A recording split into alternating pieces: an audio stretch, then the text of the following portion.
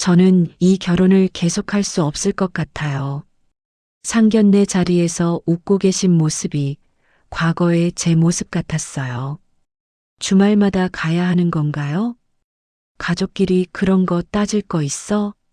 원래 다 그렇게 지내는 거야. 그럼 선은 어디까지인가요? 제가 어디까지 맞춰야 하는 건가요? 조금만 참으면 괜찮아질 거야. 지금 멈추지 않으면 그 다음은 선택이 아니라 역할이 돼요.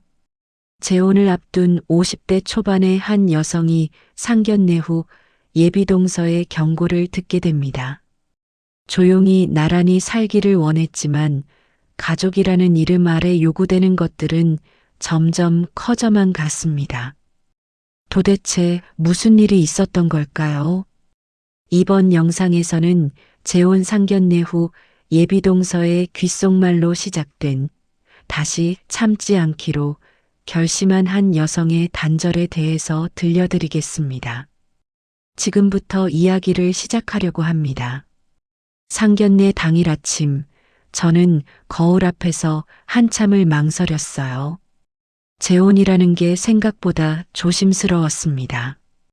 어떤 옷을 입어야 할지, 어떤 표정을 지어야 할지 하나하나가 신경 쓰였어요. 들뜨지도 긴장하지도 않으려 애썼습니다. 첫 결혼 때는 설렜었죠. 하지만 이번엔 달랐어요. 설렘보다는 다시 상처받지 않으려는 마음이 더 컸습니다. 예비 남편 준호 씨는 말이 적고 온화한 사람이었어요. 그 점이 오히려 편했습니다. 말이 많으면 기대도 크고 기대가 크면 실망도 크니까요. 이번엔 조용히 나란히 살 수 있는 사람이면 충분했어요. 상견례도 큰 탈 없이 지나가길 바랐습니다. 식당에 들어서자 예비 시어머니는 살갑게 인사를 건넸고 예비 시아버지는 고개를 끄덕이며 자리를 지켰어요. 분위기는 무난했습니다. 웃음도 나왔고 대화도 자연스러웠어요. 이 정도면 괜찮겠다 싶었습니다. 유독 눈에 띈 사람은 예비동서였어요. 내내 웃고 있었고 말투도 부드러웠습니다. 처음 보는 자리에서 분위기를 잘 맞추는 사람이란 생각이 들었어요. 저는 그 웃음이 고마웠습니다. 재혼이라는 게 혹시라도 어색하게 느껴질까봐 일부러 더 자연스럽게 행동했거든요. 예비동서는 그런 제 태도를 잘 받아주는 것처럼 보였어요. 그런데 식사가 끝나갈 즈음 예비동서는 몇 번이나 제 쪽을 살폈습니다. 그냥 우연이라 넘기려 했지만 시선이 자꾸 겹쳤어요. 왜 자꾸 저를 보는 걸까? 뭔가 말하고 싶은 게 있는 걸까? 그런 생각이 스쳤습니다. 주차장으로 내려왔을 때였어요. 준호 씨가 먼저 차 문을 여는 사이 예비동서가 제 곁으로 다가왔습니다. 여전히 웃고 있었지만 목소리는 낮았어요. 잠깐만요. 그리고 아주 가까이에서 말을 이었습니다. 시간 괜찮으시면 저랑 꼭 한번 따로 뵀으면 해요. 부탁처럼 들렸지만 어딘가 급했어요. 저는 무슨 뜻인지 묻기도 전에 고개를 끄덕였습니다. 그 눈빛이 너무 간절했거든요. 차 안에서 그 말이 계속 마음에 걸렸어요. 재혼이라 예민해진 건지 아니면 정말로 들어야 할 말이 있는 건지. 준호 씨는 아무 말 없이 운전만 했고 저는 창밖만 바라봤습니다. 문득 이런 생각이 들었어요. 이번엔 다를 거라고 믿었는데 벌써 뭔가 시작되는 건 아닐까? 그날 밤 그 눈빛을 떠올리니 잠이 오지 않았습니다. 집으로 돌아와서도 예비동서의 말이 머릿속을 떠나지 않았어요. 왜 굳이 따로 만나자고 했을까? 상견례 자리에서 제가 뭔가 잘못한 게 있었을까요? 아니면 시댁 쪽에서 저에 대해 뭔가 말이 나온 걸까? 생각이 꼬리에 꼬리를 물었습니다. 이번엔 조심하려고 했는데 벌써 뭔가 틀어진 건 아닐까? 첫 결혼 때도 이랬었어요. 처음엔 다 괜찮아 보였는데 어느 순간부터 제 삶이 제 것이 아니게 됐었죠. 그래서 이번엔 정말 다르길 바랐습니다. 조용히 나란히 사는 것. 그게 제가 원한 전부였어요. 그날 밤 휴대폰을 손에 쥔 채 한참을 망설였습니다. 예비동서에게 먼저 연락해야 하나 아니면 기다려야 하나. 그런데 바로 그때 문자가 하나 들어왔어요. 예비동서였습니다. 오늘은 그냥 웃고 지나가셔도 됩니다.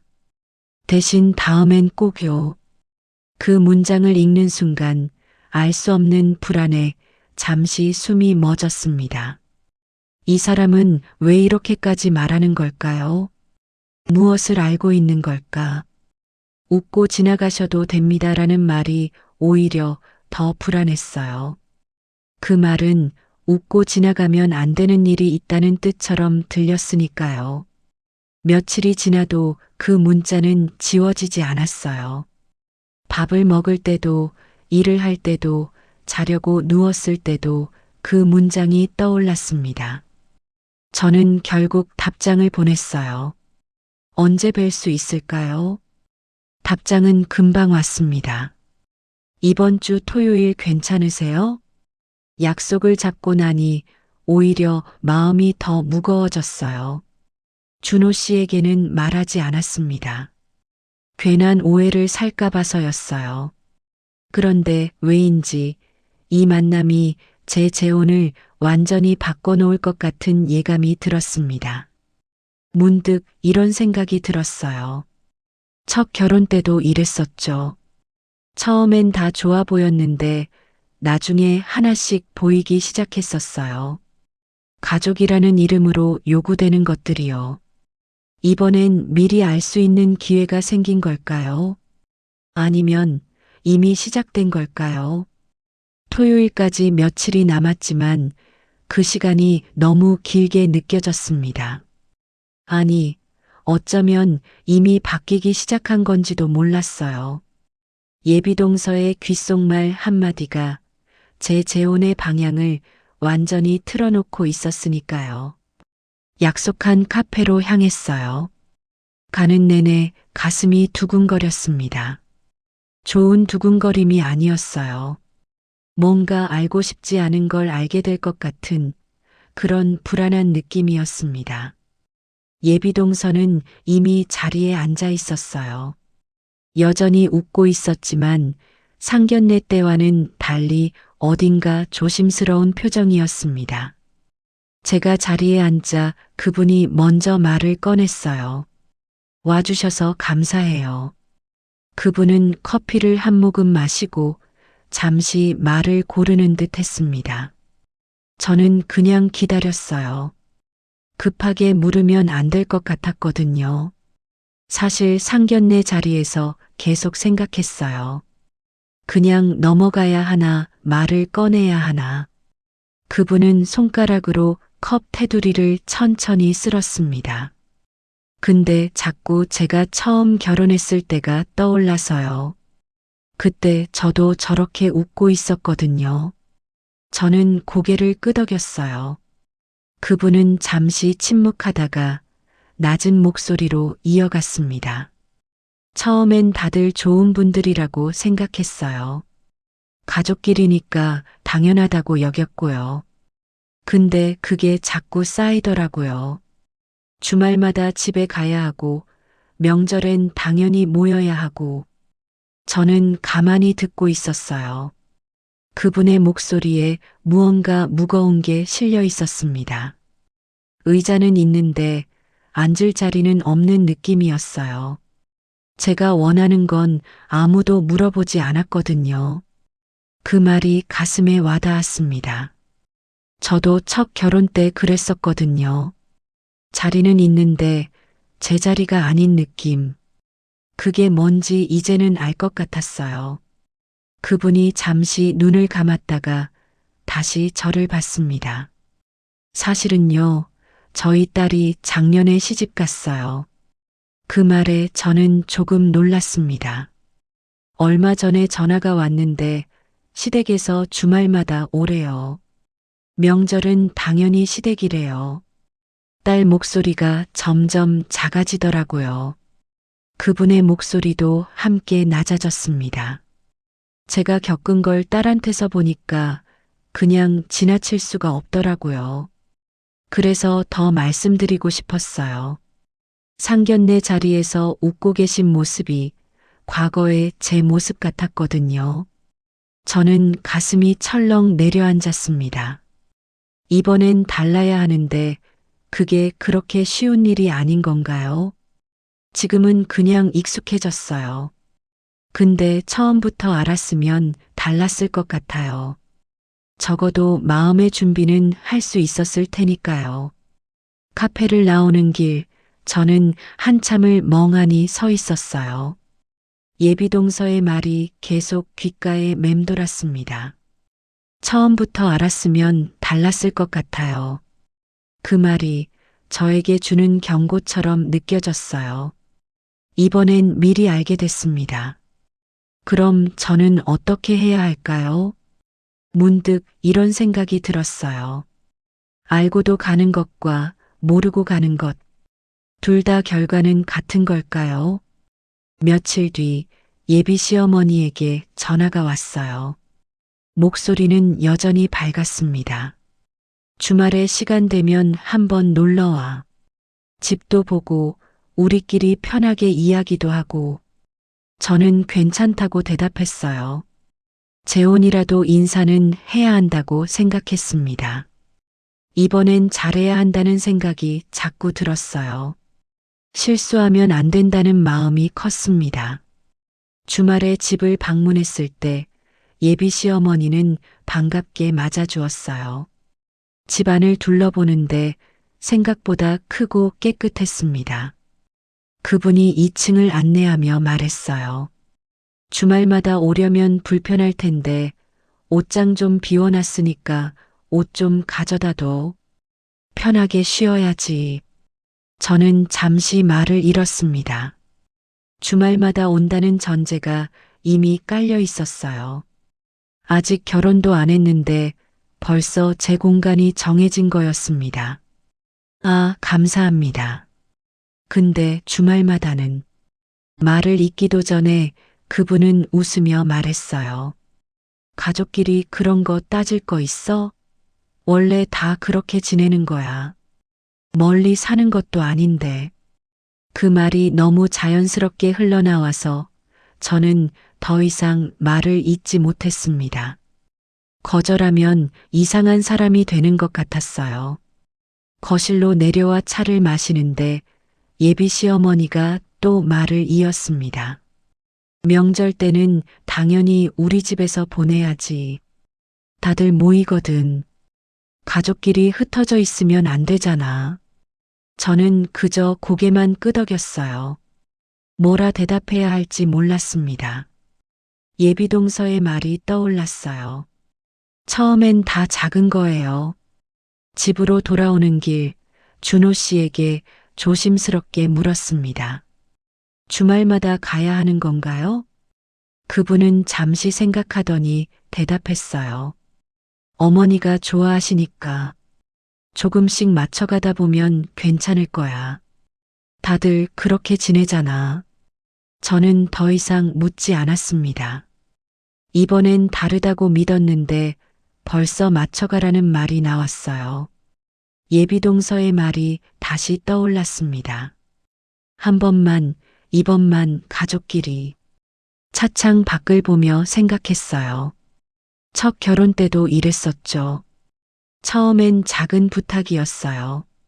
한 번만, 이번만. 그게 쌓여서 결국 당연한 일이 됐었습니다. 그때는 몰랐어요.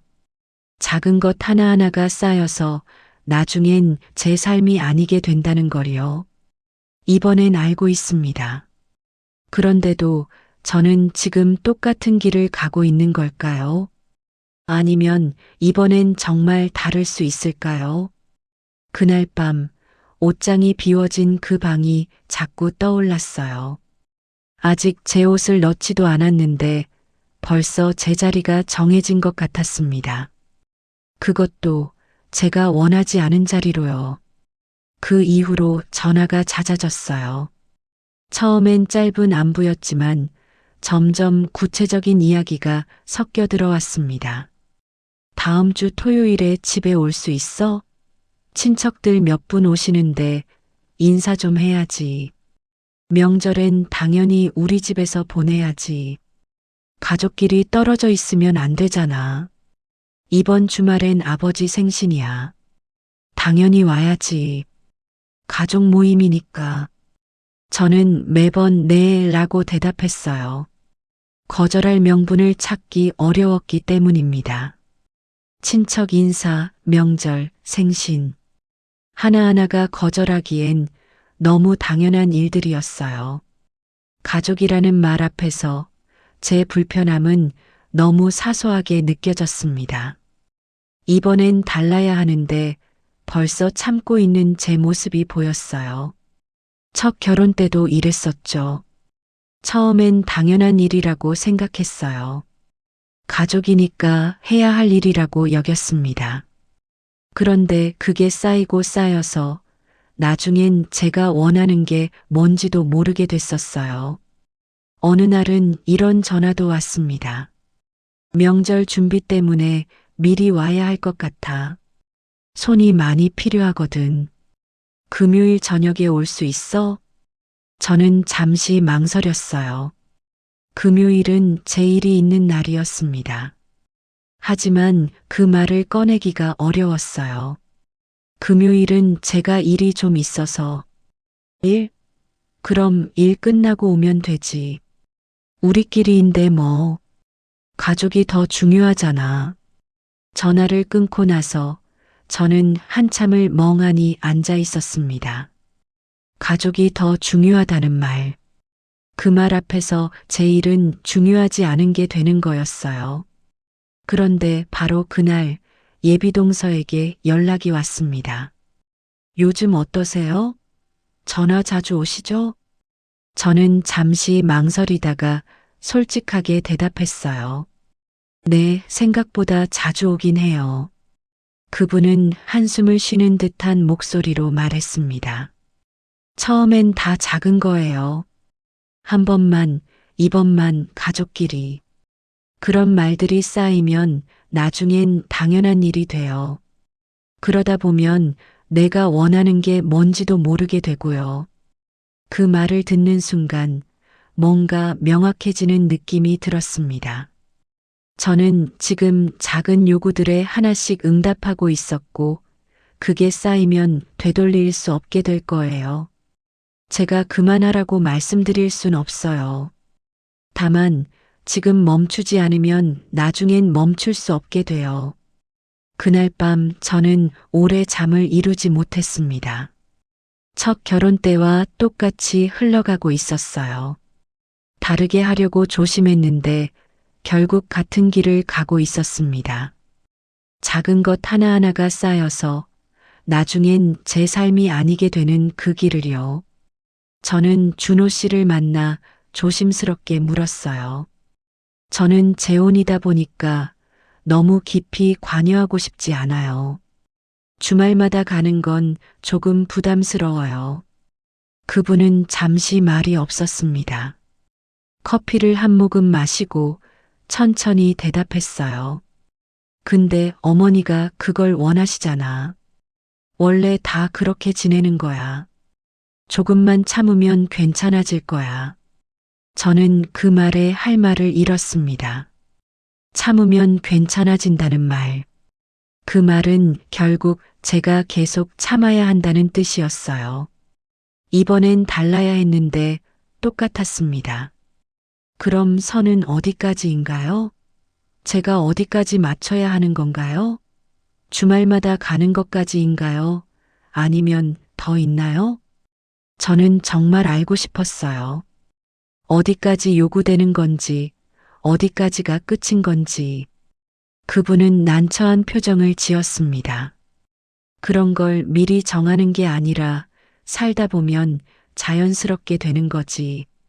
너무 따지면 가족 사이가 어색해져. 그 대답을 듣는 순간 저는 확신했어요. 이 사람은 제 불편함을 해결해 줄 생각이 없습니다.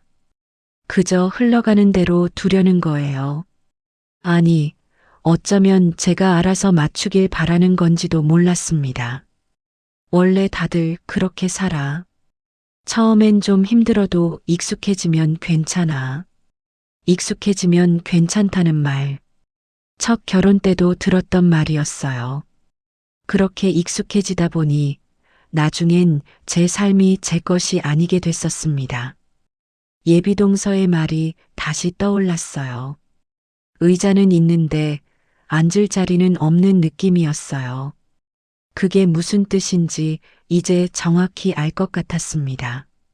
제 자리는 이미 정해져 있어요. 주말엔 시댁에 가는 며느리, 명절엔 당연히 모이는 며느리, 필요할 때 도와주는 며느리.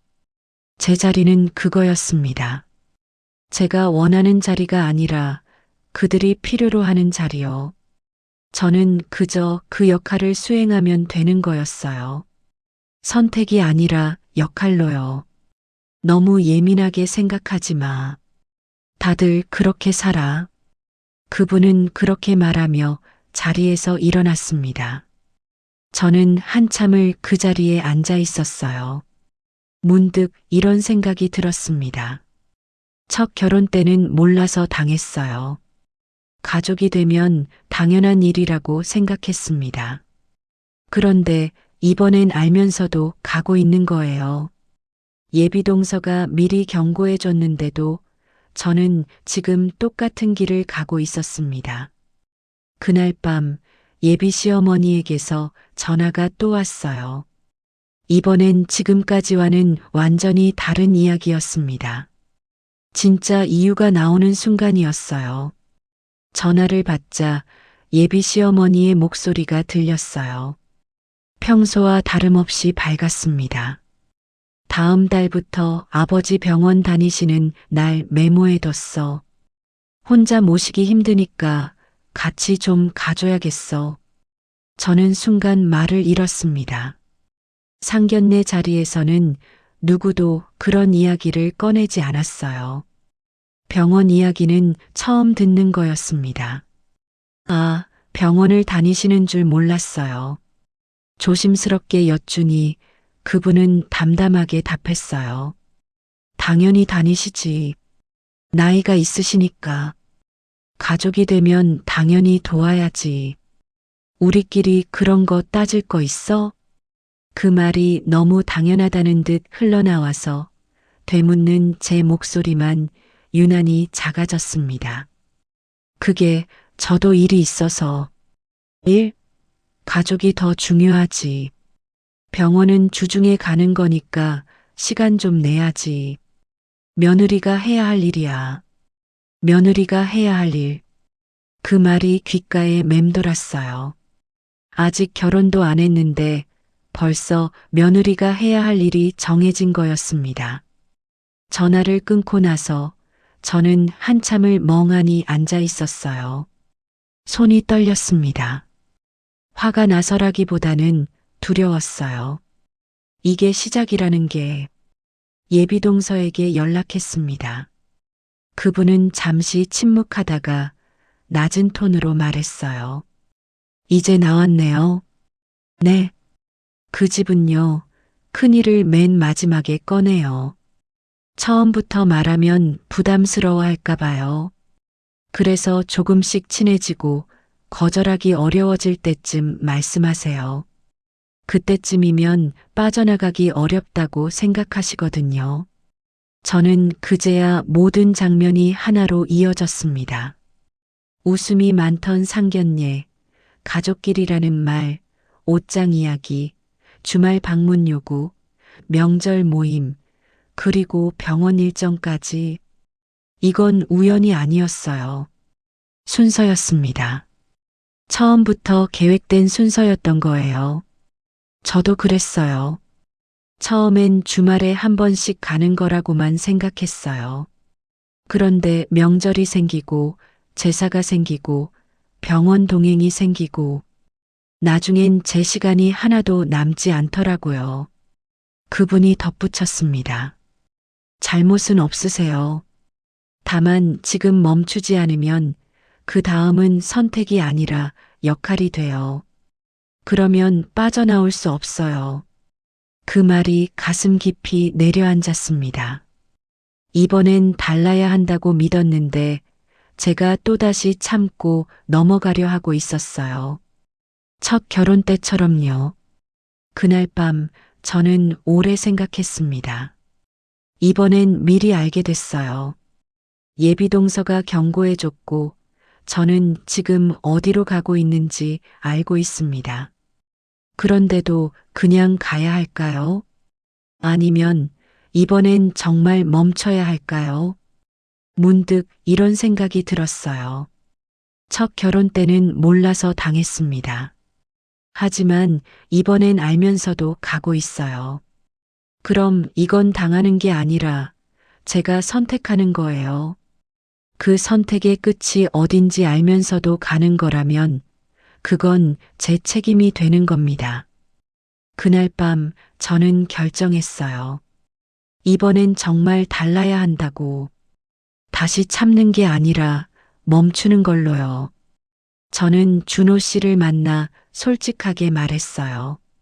더 생각해 보니 이 결혼을 계속할 수 없을 것 같아요. 그분은 한참 말이 없었습니다. 커피를 내려다보다가 조심스럽게 이렇게 말했어요. 갑자기 왜 그래? 뭐가 문제야? 문제가 아니라 제가 원하는 결혼이 아니에요. 저는 재혼이잖아요. 이번엔 조용히 나란히 살 수 있는 사람을 원했어요. 그런데 지금은 그게 아닌 것 같아요. 어머니께서 너무 자주 연락하신 거야? 그건 관심 있어서 그러시는 거야. 조금만 참으면. 저는 그 말을 끊었습니다. 참는 게 문제예요. 저는 이번엔 참고 싶지 않아요. 그분은 난처한 표정을 지었어요. 그래도 우리 집에서 기대하는 게 있는데 그 문장이 끝나기도 전에 저는 고개를 저었습니다. 기대라는 말이 다시 제 삶 위에 올라오는 순간이었어요. 그 기대를 채우는 게 제 역할이 되는 거였습니다. 그 기대가 문제예요. 저는 그 기대를 채우기 위해 결혼하는 게 아니에요. 저는 크게 화내지도 길게 설명하지도 않았습니다. 그저 조용히 말했어요. 이번 재혼은 누군가의 집을 지키기 위해 제 삶을 내놓는 선택이 아니에요. 저도 제 삶이 있고 제 시간이 있어요. 그걸 지키고 싶어요. 잠시 침묵이 흘렀습니다. 그분은 더 말을 잇지 못했어요. 아마도 이해하지 못했을 겁니다. 왜 그 정도로 거절하는지, 왜 그렇게까지 예민하게 구는지. 하지만 저는 알고 있었어요. 이게 예민함이 아니라는 걸요. 이건 선택이었습니다. 집으로 돌아오는 길, 이상하게 마음이 가벼웠어요. 가슴 한쪽이 먹먹했지만 후회는 없었습니다. 오히려 이 결정을 내린 제 자신이 단단하게 느껴졌어요. 예비동서에게 짧게 메시지를 보냈습니다. 말씀해 주셔서 감사합니다. 덕분에 멈출 수 있었어요. 곧 답장이 왔어요. 결정하신 거면 잘하신 거예요. 이번엔 빠져나오신 거니까요. 용기 내셔서 다행이에요. 저는 그 문장을 오래 바라봤습니다. 재혼은 다시 시작하는 일이지만 다시 참는 일은 아니라는 걸 이제는 분명히 알게 됐어요. 누군가의 규칙에서 벗어나는 일은 두렵지만 나를 지키는 일은 그보다 훨씬 조용하고 분명했습니다. 문득 이런 생각이 들었어요. 첫 결혼 때는 참다가 무너졌습니다. 이번엔 참기 전에 멈췄어요. 그게 달라진 겁니다. 다시 시작할 용기를 낸 게 아니라 멈출 용기를 낸 거죠. 저는 제 삶의 기준을 다시 세웠습니다. 웃음으로 넘기지 않기, 조용함을 배려로 착각하지 않기, 무엇보다 나를 잃게 만드는 자리에서는 방향을 바꾸기. 그게 제가 이번에 배운 것이었어요. 재혼은 다시 사랑하는 것도 중요하지만 다시 나를 잃지 않는 게 더 중요하다는 것. 그날 이후로 저는 더 단단해졌습니다. 그날 이후로 저는 더 단단해졌어요. 재혼을 앞두고 조심했던 이유는 다시 상처받지 않기 위해서였습니다. 그런데 조심한다는 게 참는다는 뜻은 아니었어요. 예비동서의 귓속말이 아니었다면 저는 또다시 제 삶의 경계를 내주고 있었을 겁니다. 웃음으로 넘기지 않기, 조용함을 배려로 착각하지 않기, 무엇보다 나를 잃게 만드는 자리에서는 방향을 바꾸기. 그게 제가 다시 세운 기준이에요. 첫 결혼 때는 몰라서 당했습니다. 이번엔 미리 알았어요. 그리고 멈췄습니다. 그게 달라진 겁니다. 재혼은 다시 시작하는 일이지만 다시 참는 일은 아니라는 걸 이제는 분명히 알게 됐어요. 누군가의 기대를 채우는 게 아니라 나를 지키는 것. 그게 진짜 다시 시작하는 거였습니다.